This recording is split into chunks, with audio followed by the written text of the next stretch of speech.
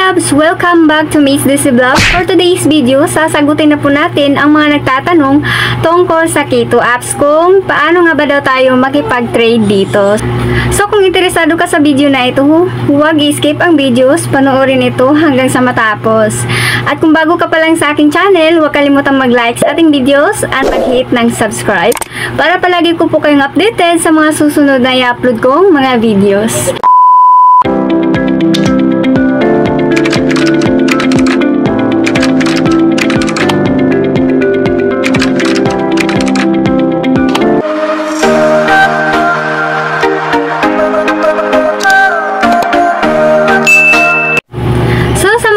Nakakaalam tungkol sa Keto apps. Ang Keto apps ay pure chatting po ito kung saan pwede kang kumita ng libre.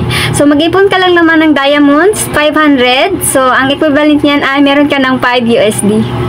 So kung wala ka pang apps nito, i-click lang ang aking link and gamitin ang aking code para masali ko po kayo sa aking family group. So i-search nyo lang po ang family ID. Ayan. So kung tatanungin nyo po ako kung paano tayo kumita dito kay Keto apps, napaka-basic lang po mga loves. Magre-reply ka lang naman sa mga message na nagsisend sa iyo ng gifts. So yung mga gifts na yan ay diamonds po yan. So bawat reply mo ay meron kang maipon na mga diamonds.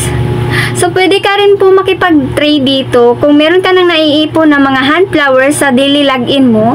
Ganito kasi yan, pag nagla-login ka everyday, meron ka marireceive galing kay Keto apps na 30 hand flowers. Depende sa kanyang ibibigay. So pag naiipon mo na yan, pwede mo na po yan i-trade. So, another ways of earnings, pwede ka rin mag-invitings dito mga loves. Optional lamang ang mag-invite kung gusto mong madagdagan ang inyong earnings. So, bawat ma-invites mo, meron ka marireceive na diamonds. Lalo na kung nakapag-authentication na sila, meron ka marireceive na 15 diamonds. So, let's go mga love. Ituro ko na nga po sa inyo kung paano tayo magipag-trade dito sa Keto app. Click nyo lang yung family. And then, pili lang po kayo dyan kung saan kayo gusto makipag-trade sa family group. Ayan, sa akin dito ako sa Jessica. And then, i-click nyo lang po yung message sa baba. Bali, dito nga po pala mga labs, marami na po ako nakatrade ng mga family members. So, ayan, scroll muna natin para mapakita ko sa inyo. Yan pong mga nare-receive nyo na hand flowers sa daily login, pwede nyo po yung ipunin para i-trade nyo. Ayan, ito po yung mga nakasend sa atin ng flowers. Sobrang ganda.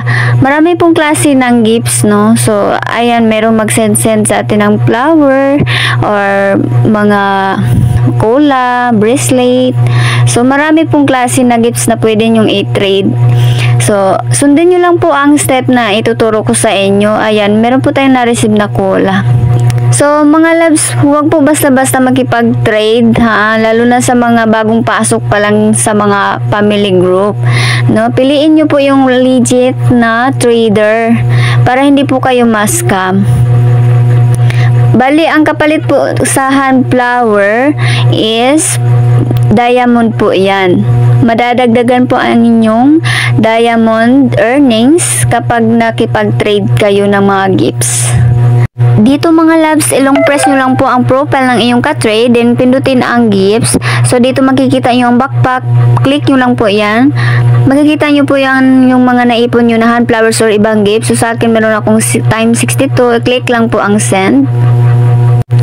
So ayan, nakapag-send na po tayo. So hintayin na lang po natin na mag-send ulit siya sa atin. So, ayan, nakapag-send na po ulit siya sa atin. So, syempre, magtanong po muna tayo bago tayo mag-send ulit. Tanungin muna natin siya kung meron pa ba siyang available na hand flower.